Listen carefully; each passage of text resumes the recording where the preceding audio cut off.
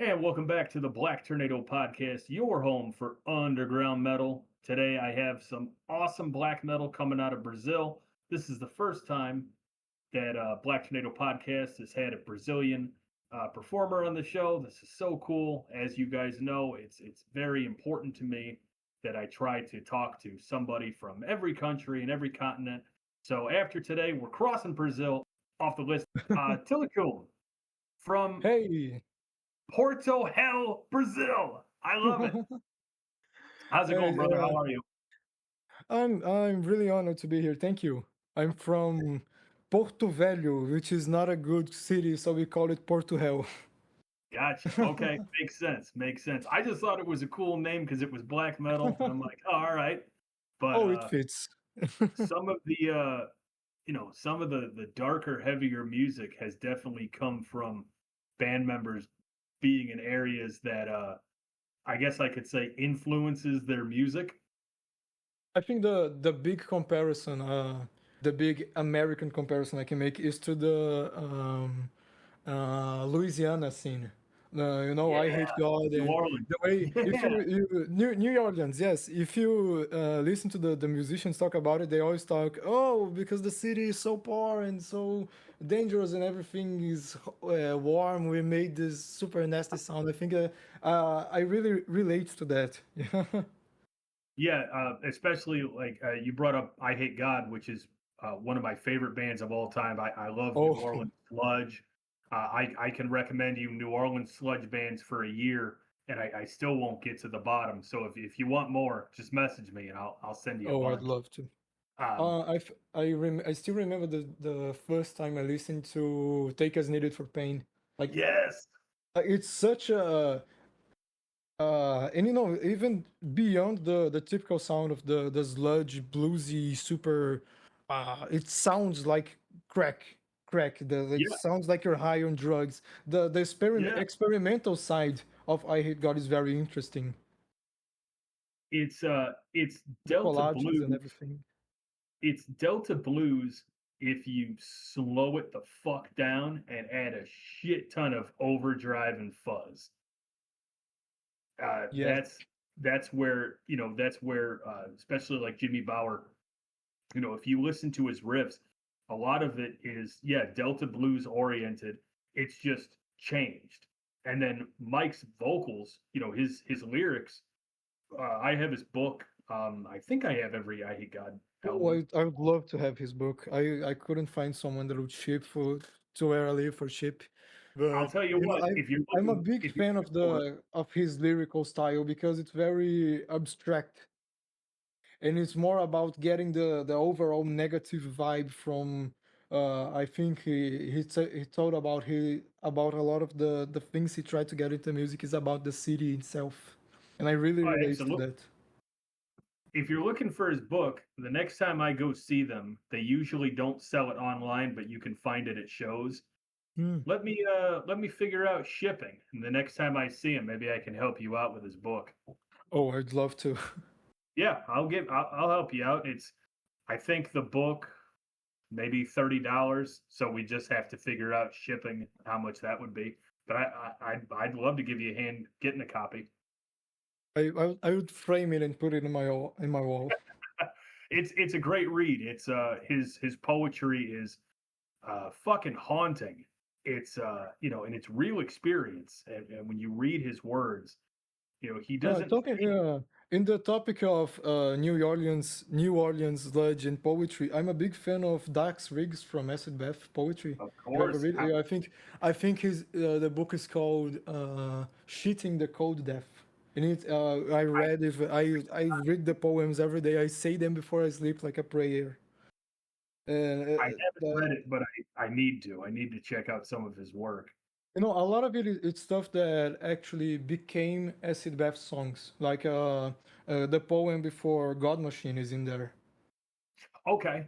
Oh, great, awesome. Okay, yeah, I'll have to check that out. Mike too. A lot of the poems then turn into I Hate God songs.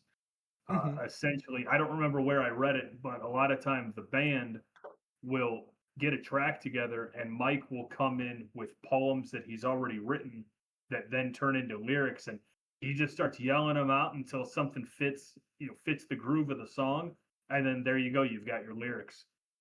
And I think that's a great exercise for songwriters because especially I think especially in metal, a lot of people don't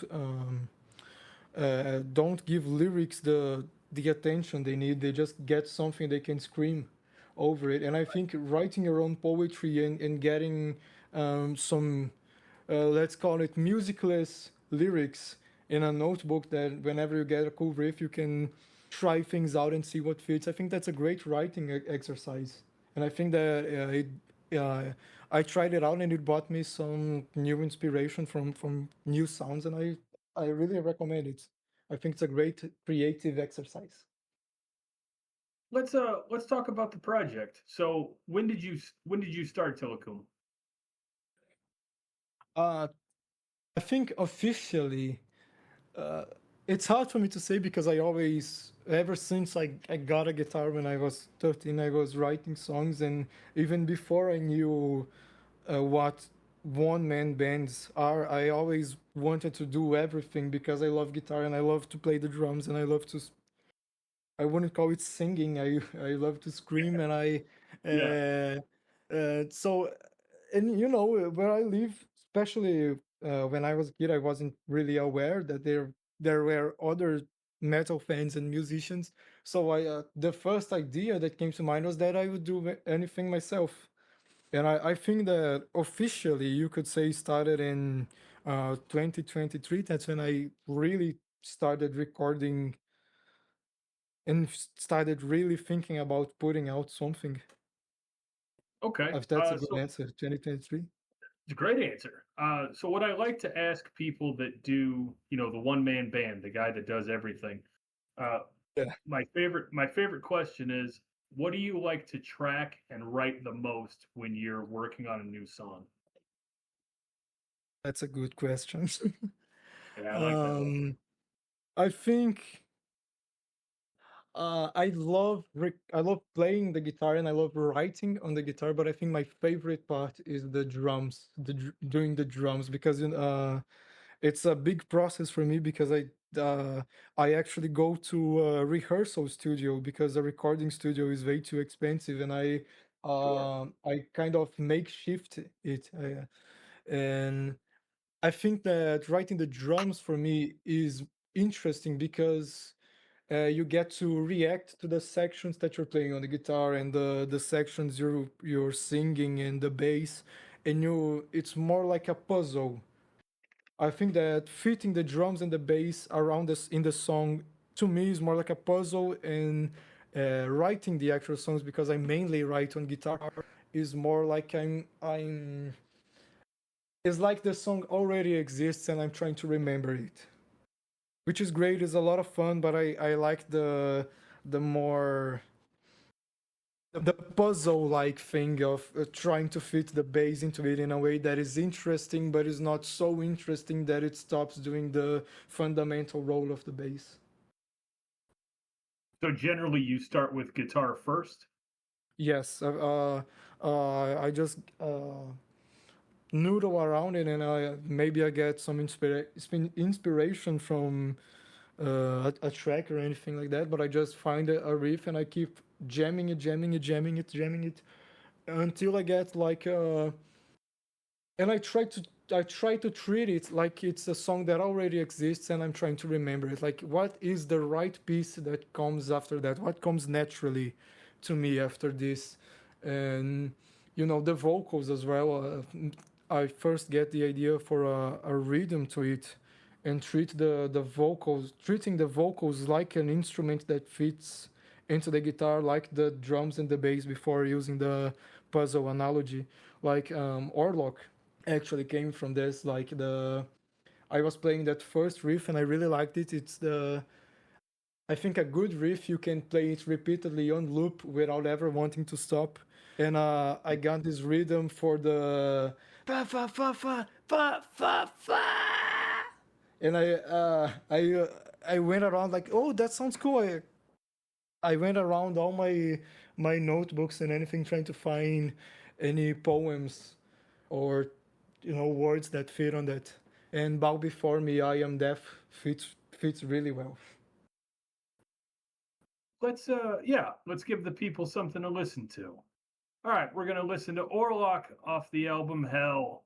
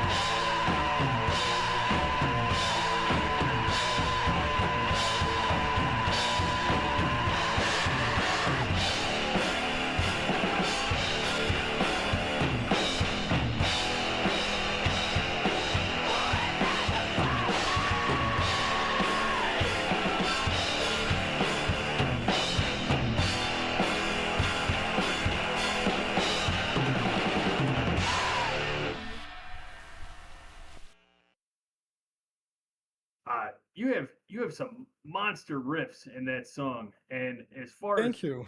a lot of black metal goes, again, anybody that listens to the show knows I am not the biggest black metal guy. It's not that I don't love it; I do. I just I get it. that is not my field of expertise as far as metal goes. But there's great black metal out there. Anybody that listens to the show knows that every year Amanda and I sit down and we do Black Metal Black Friday, which is a showcase just for black metal bands. This year we will have some more Tillicum on Black Metal Black Friday. Very excited for that.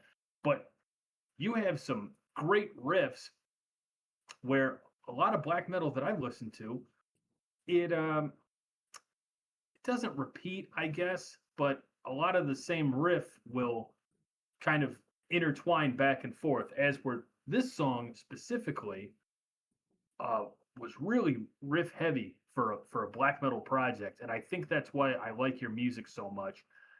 It is traditional black metal, but it's just a little different. I think the riffs, I think your riffs are a little beefier than Thank some you. other black metal that That's I listen something beefy. That's a great word for it. That's a great word for what I'm trying to achieve with the riffs. I think that writing a catchy riff, that's something that it sounds so basic and so important. Like, but I believe in like the I hate God philosophy, the Sabbath philosophy of absolute riff worship. You know, that's the the the face and the fundamental of the song.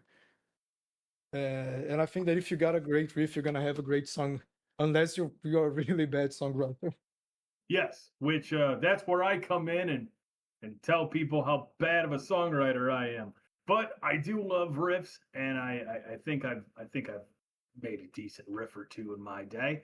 But as far as songwriting goes, I definitely turn to my friends and ask opinions about this, that, and the other because some people are just not awesome at putting songs together. I'm Like working on it. the big, like you get the pieces to it, but you don't see the big picture around it. I Yeah, get it. I have these little pieces of a puzzle and I can't quite get them to fit, but I'm so fortunate that I have a friend who helps me mix and helps me master my material. And I can go to him a lot of times and I can say, I have these pieces.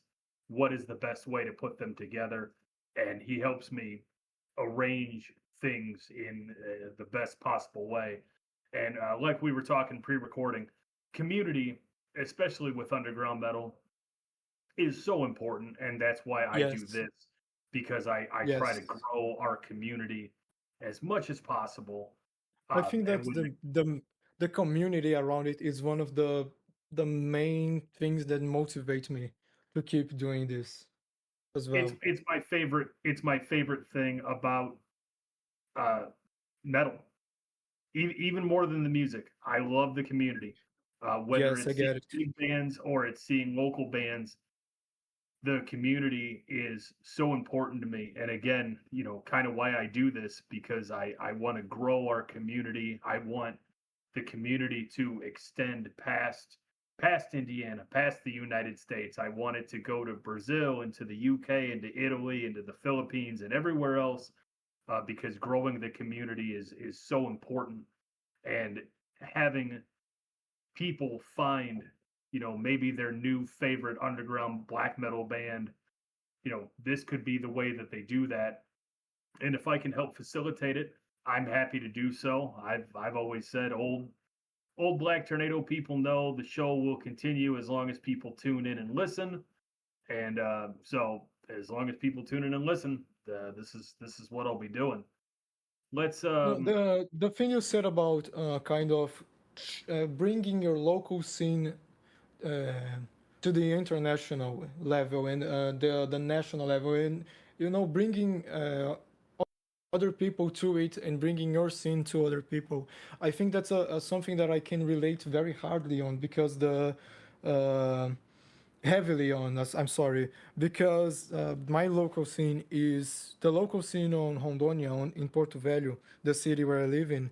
Porto mhm. Hell is very small and very dense, and you always see the same people in the show, and we're all enemies and we're all friends. And you know, when you get a new project and it starts assimilating into the this like micro culture, this small little piece of the local culture, uh, I think that's a really interesting thing to say, and a project might not even be a band or an album or songs really, but even a podcast. I think it's that's the part of the underground scene that people don't really start to talk about. That being an important part of the underground, it's not just about making music. It's about the other ways you can help to build a community around art and about making art that is true to you and that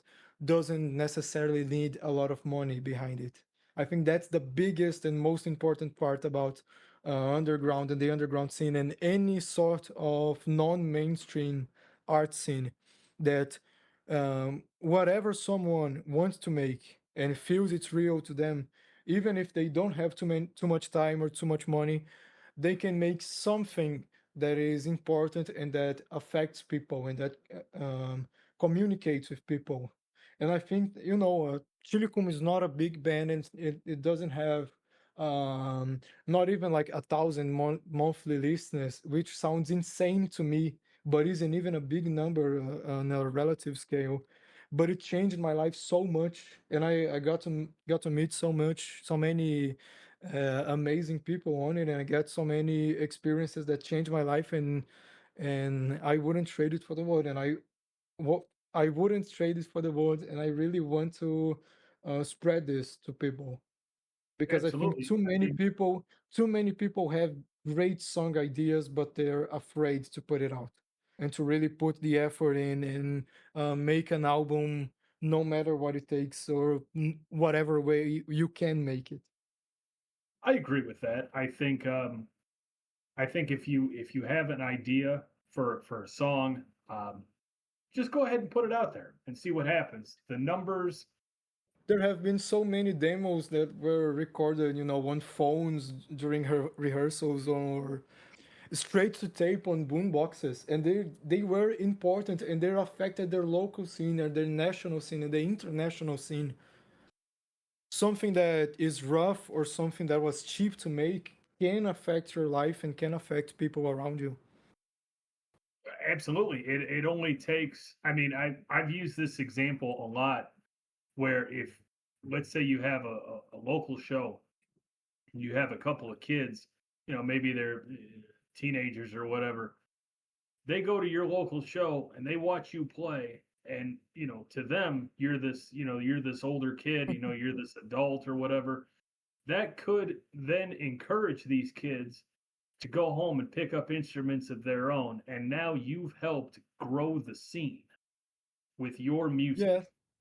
and I think that we live lifestyles, and and we are taught to consume, consume, consume, consume. The way we interact with media is by consuming. And I think that yes, that's an important part of life, but I think that uh, in this in in in this way of living we kind of lost creating, and I think created a big stigma around creating, that creating something is embarrassing, or starting a band and the first shows being bad or the first demos sounding bad, the first songs being awful, being bad. That this is something to be ashamed of, that is something to be that you should hide, and you shouldn't show people, and you shouldn't do it. You should get back to consuming. I think that's an evil thing that uh, society that society does. Well, we're not encouraging creativity, like you said. We're encouraging. Well, the big problem, and I don't want to stay on this forever. I want to get back to talking about your music, but I will just Oh, say that one thing that drives me crazy is this fucking AI music and this AI artwork. rich. Uh, I would rather look at a hand drawn CD cover that maybe the art isn't very good, but that's, the best the person could do. As far as music goes, I don't want it to be perfect. I don't want it to be completely quantized to the point where it doesn't even sound like a real person is playing it. I would rather listen to a band that makes a couple of mistakes, or their cover isn't this big amazing thing, because at least you made it.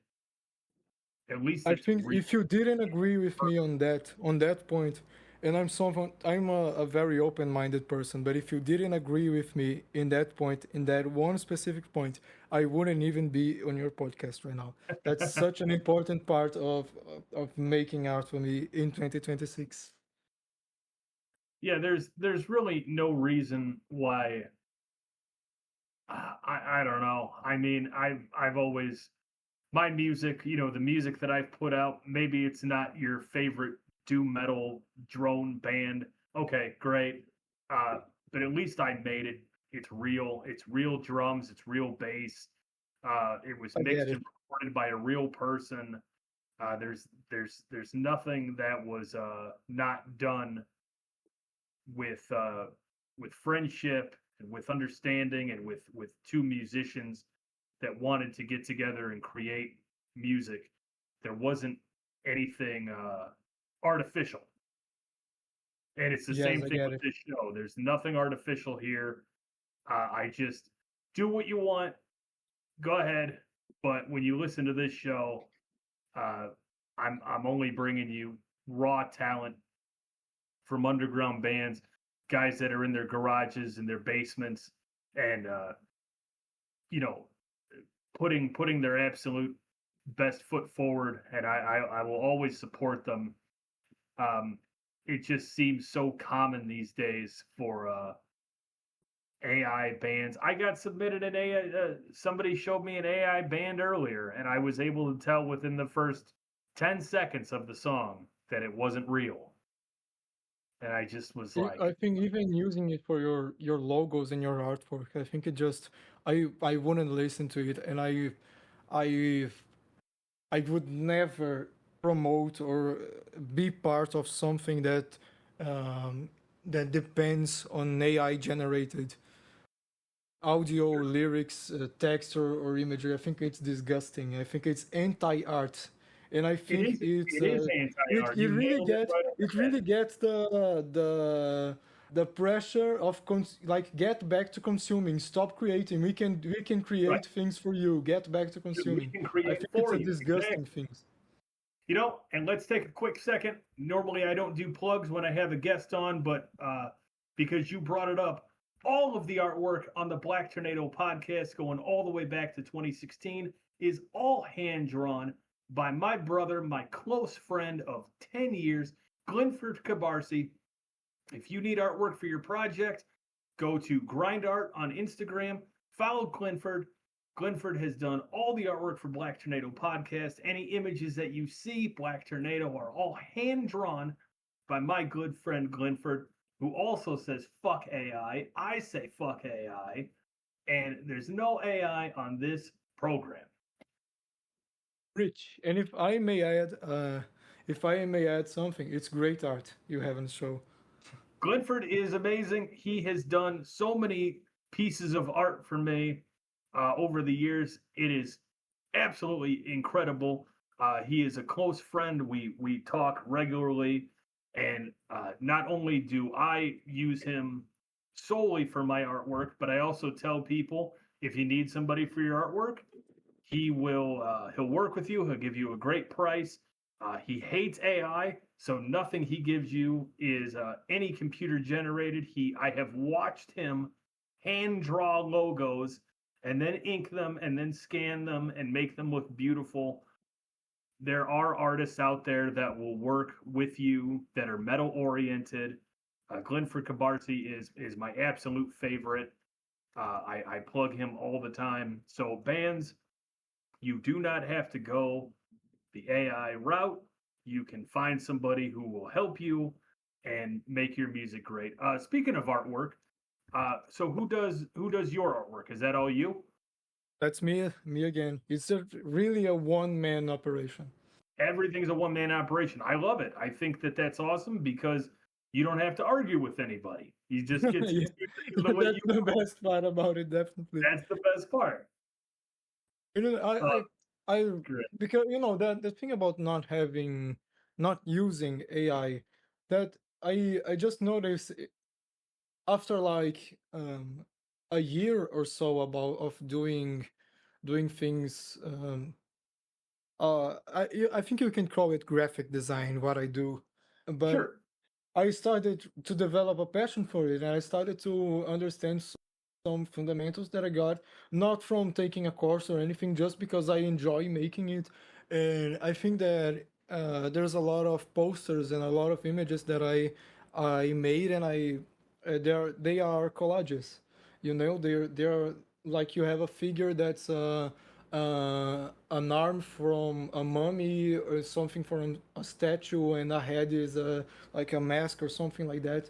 And I think that I developed a style for myself as a visual artist, and that's something that I wasn't really trying to do when I started it. And that's something that I've grown quite passionate about. And Brilliant. that's something that if I had used AI, that's such a big part of who I am and what makes me interact with art the way I do, that I would have completely missed. That's the most Sure. important part about creating things.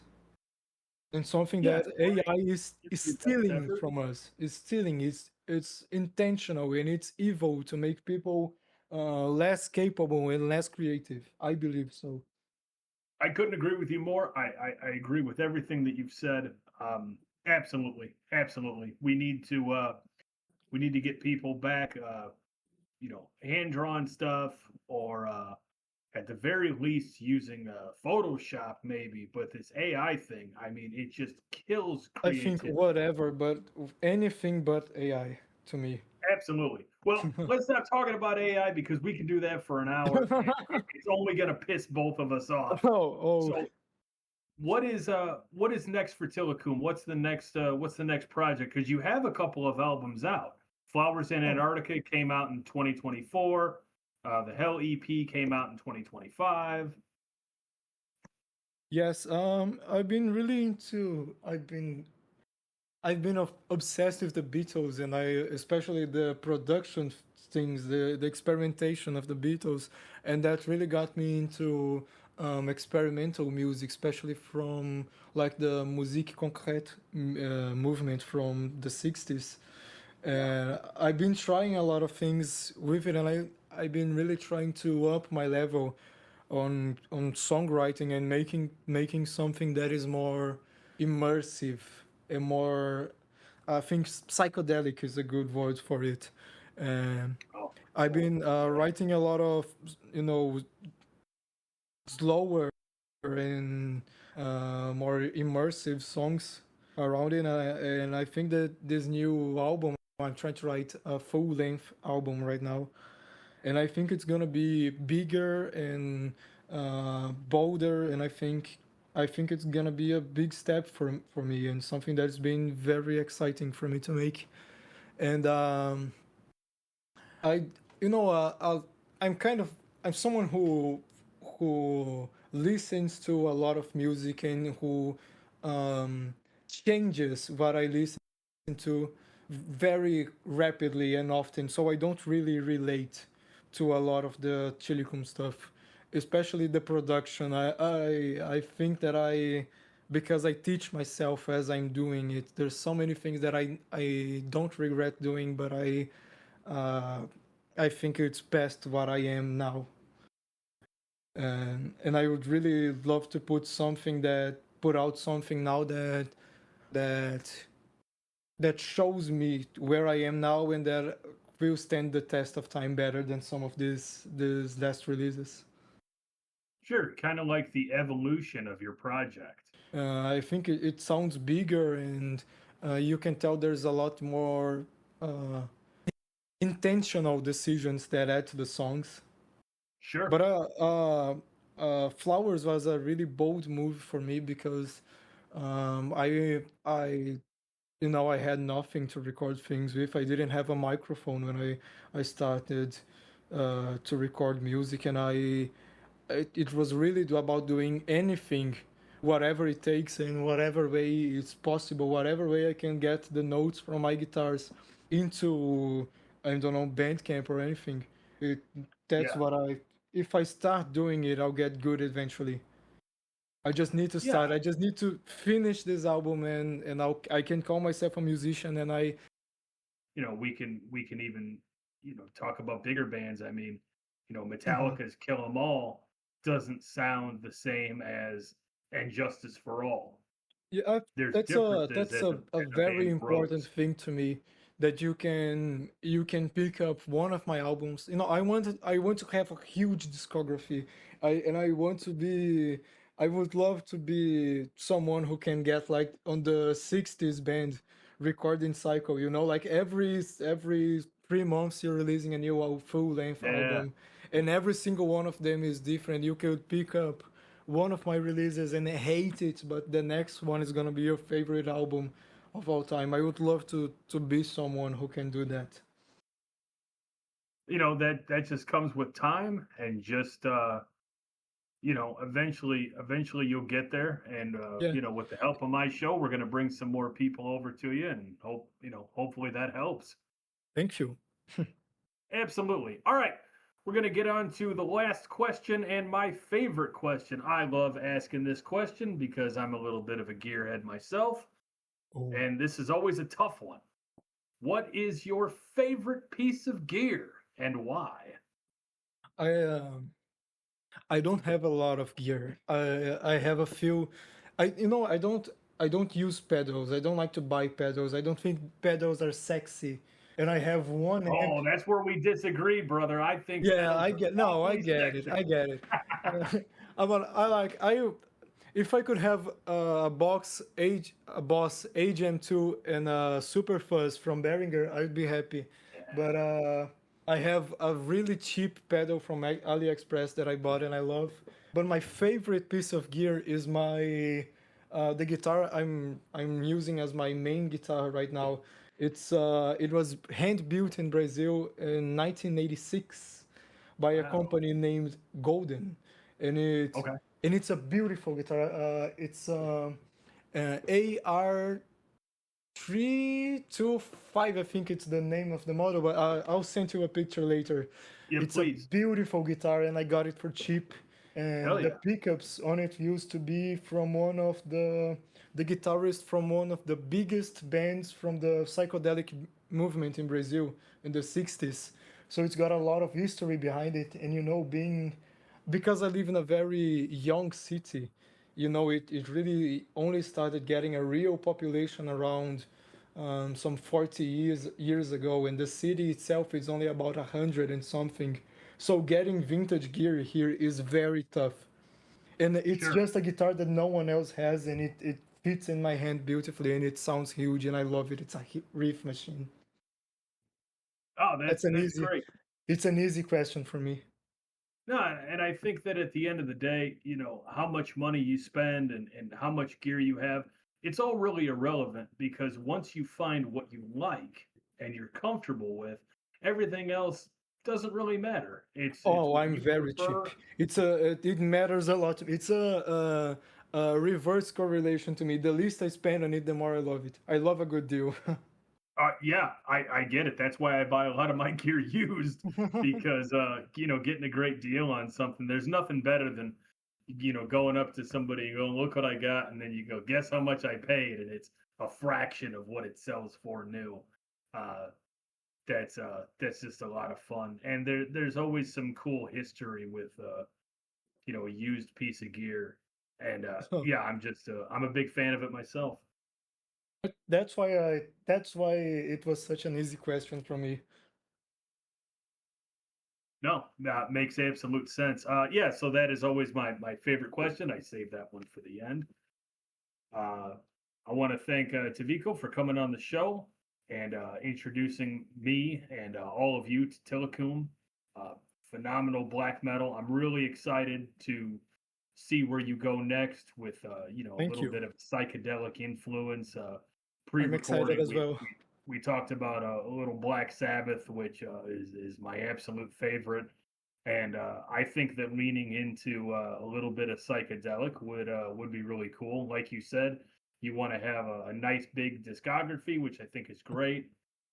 And yeah, when you put out something new, message me, and we'll make sure that the Black Tornado podcast promotes it. and brings some people over to you. So thank you very much for coming on. I Thank really you. do appreciate it. Thank you. I'm honored. Hell yeah. All right. Any parting words for the people before we get out of here? Check out TILIKUM and check out my account on Instagram. I'm always shouting out local bands from my scene and other bands from Brazil and all over the world, and that's a big passion of mine. I have another project coming called Sub Quimera. I just recorded the vocals for it, and that's with a full band and a really good drummer and a really good bassist. And you know, uh, community and creating and whatever you do, keep creating things. That's the main message, I guess. Absolutely, brother. I couldn't agree with you more. I'm sure the people at home absolutely agree with you as well. This has been really fun. Thank you very much for coming on, and I can't wait to see in the future what new music you bring out for us. Thank you so much for having me. That's a, you know, as I said, I come from a city that doesn't have a lot of a very strong scene, a very big united scene.